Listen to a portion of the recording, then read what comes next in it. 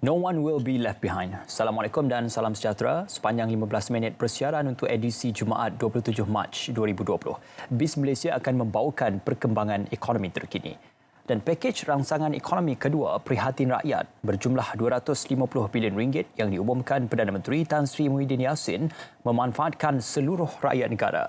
Daripada jumlah itu, RM128 bilion disalurkan untuk melindungi kebajikan rakyat. RM100 bilion untuk menyokong perniagaan termasuk perusahaan kecil dan sederhana PKS, manakala RM2 bilion untuk memperkukuh ekonomi negara. Dan untuk mengetahui bagaimana ekonomi negara mendepani tempoh PKP ini, Respon BIS mendapatkan pandangan penganalisis ekonomi Dr. Aimizul Hazmi bin Abdul Rashid.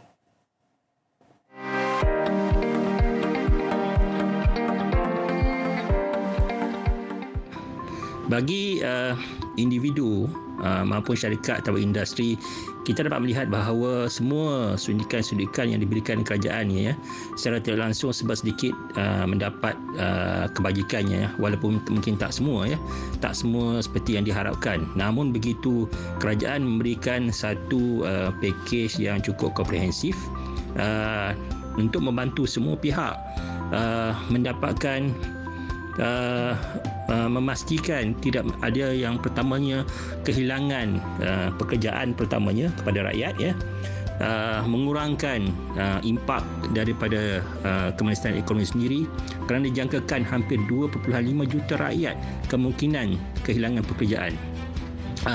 Ini diberikan melalui direct injection ataupun bantuan tunai secara terus kepada mereka, dan juga termasuk juga subsidi upah gaji kepada syarikat masing-masing, terutamanya pada syarikat-syarikat kecil IKS itu sendiri. Kepada semua industri juga turut mendapatkan restructuring loan daripada Bank Negara yang menunjukkan kerajaan memahami semua sektor turut terjejas dalam kemelesatan ekonomi yang telah pun melanda kita sebenarnya.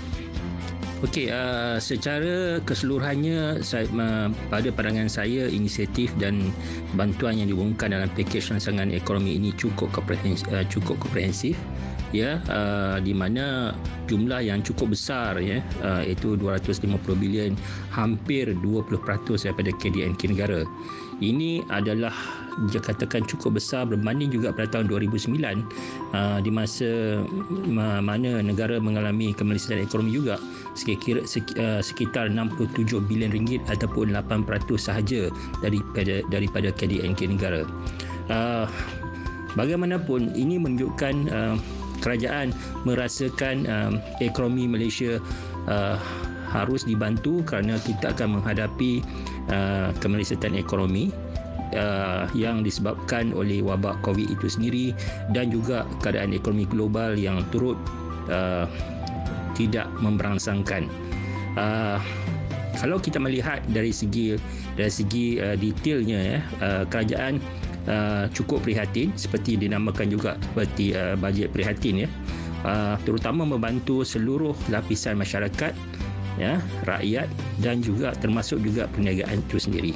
Antara bantuan ataupun inisiatif yang cukup menarik perhatian saya adalah seperti semua orang mengagakkan bahawa ada subsidi upah, dan itu sebenarnya memang terjadi.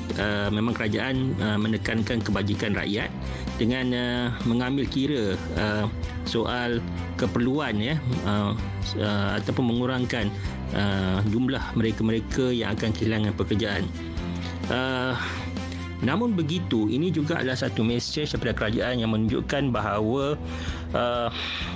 keadaan kegawatan ekonomi yang bakal dihadapi oleh kita ataupun telah pun dihadapi oleh kita dalam waktu sekarang, dan mungkin tidak akan berakhir hanya pada hujung tahun ini, dan mungkin akan berterusan sehingga tahun hadapan. Ini adalah sesuatu yang tidak mungkin pernah dirasakan oleh kebanyakan orang dalam sepanjang hayatnya. Ini mungkin seperti satu perang, seperti perang dunia kedua, atau seperti perang dunia ketiga, tetapi kita tidak jelas, kita tidak nampak yang musuh kita yang invisible ni ialah sekecil virus itu sendiri. Bantuan kepada rakyat cukup komprehensif pada semua contoh yang sendiri diberikan oleh Yang Amat Berhormat Perdana Menteri, iaitu Mak Cikiah ya. Di mana Mak Cikiah itu kalau dikira kalau suaminya, keluarganya, satu household satu isi rumah itu boleh mendapat bantuan sehingga RM4,000 bantuan daripada pakej Prihatin Rakyat ini sendiri.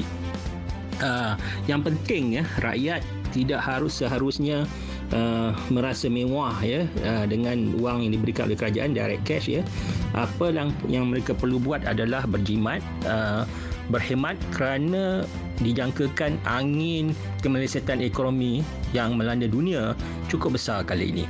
Jadi kita harus berhati-hati, haruslah menyimpan wang apabila kita ada Namun begitu, kerajaan juga memastikan bahawa walaupun perlahan tetapi ekonomi domestik perlu digerakkan. Maka ada juga peruntukan kepada kontraktor-kontraktor kecil untuk menyiapkan pekerjaan, untuk menyiapkan kerja-kerja pembinaan dan sebagainya. Kerana itu adalah multiplier effect-nya cukup besar kepada ekonomi negara.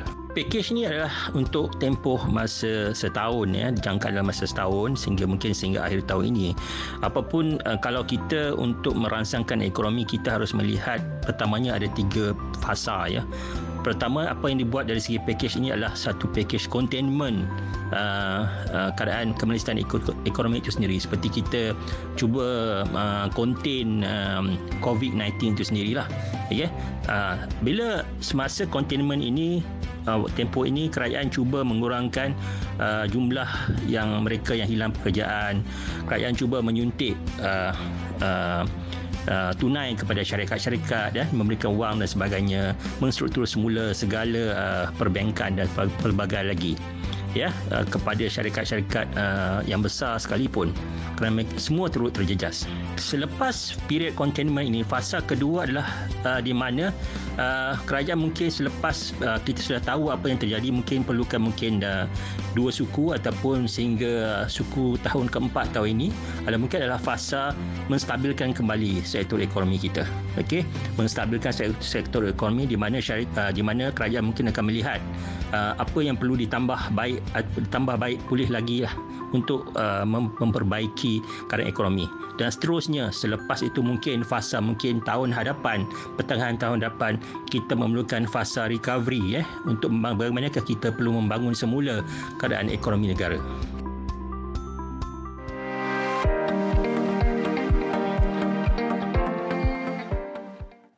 Baik, terima kasih Dr. Aimi Zulhazmi. Dan antara pakej rangsangan yang disambut baik oleh masyarakat ialah penangguhan pembayaran pinjaman. Pelanggan bank, termasuk pelanggan persendirian dan perniagaan kecil dan sederhana, akan dibenarkan menangguh pembayaran balik pinjaman sedia ada mereka untuk 6 bulan. Penangguhan ini bersifat automatik dan terpakai kepada semua hutang termasuk pinjaman perumahan dan kereta. Bagi mendapatkan penjelasan lebih lanjut, kita bersama Ketua Pegawai Eksekutif Bank Rakyat, Datuk Rosman Mohamad.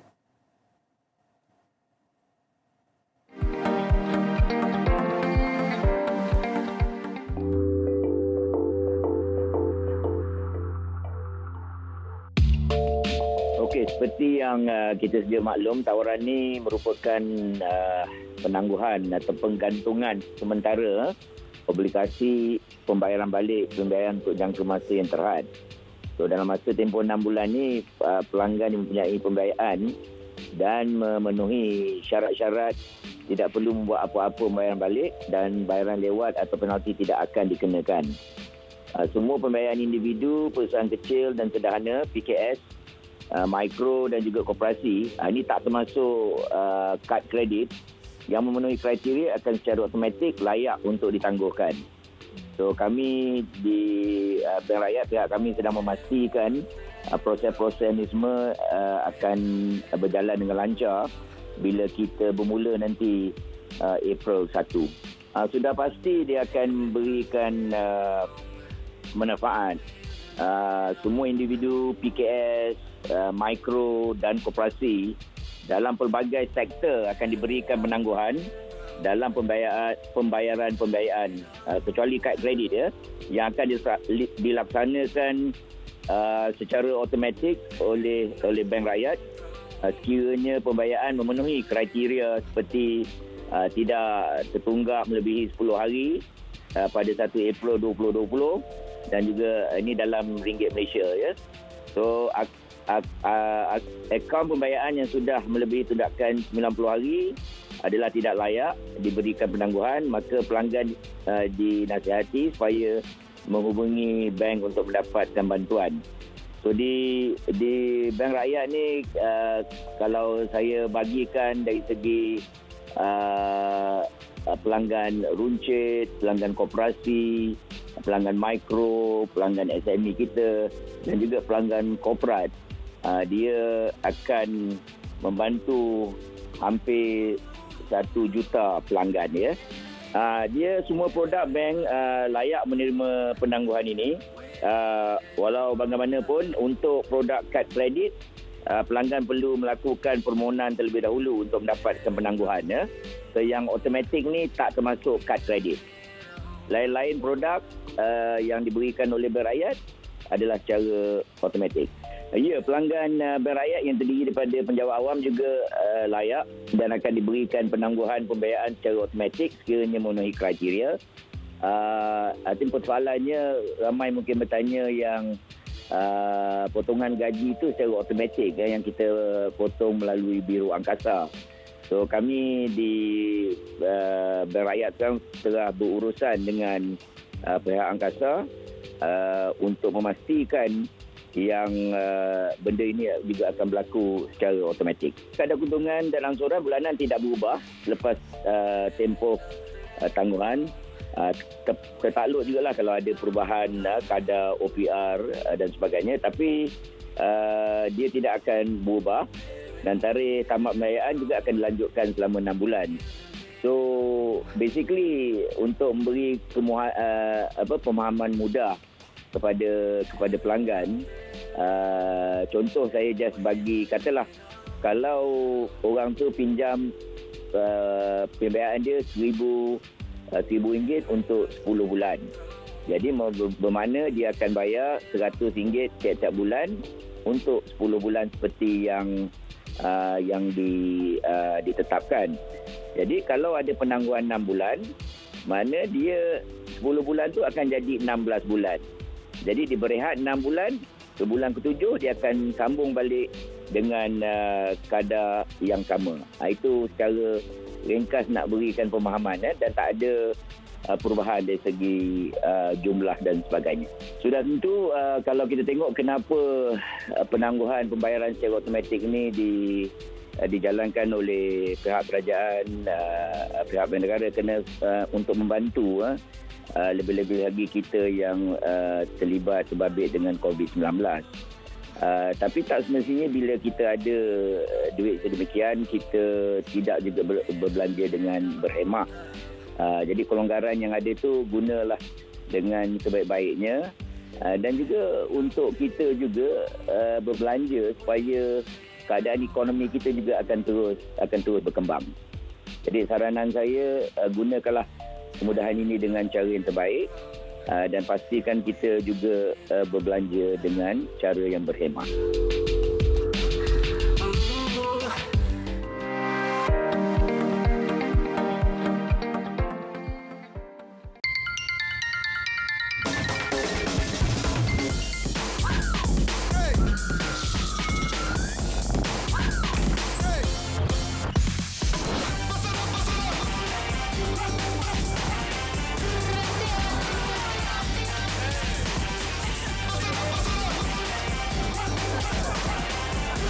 Terus mara dengan mudah bersama produk terkini Apple dengan Nexus Zerolution.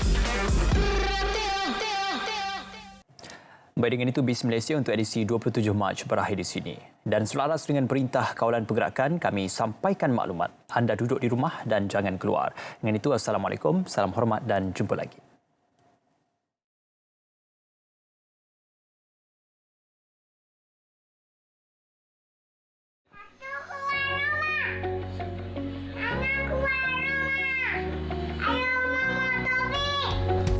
Duduk je kat rumah. Saya, Ketua Pengarah Maritim Malaysia, dengan rendah hati memohon kepada komuniti maritim seluruh negara agar patuh dengan perintah kawalan pergerakan.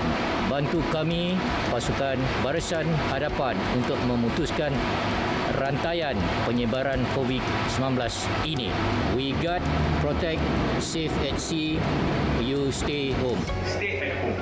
Bantulah kami untuk membantu anda. Stay at home. Bantulah kami.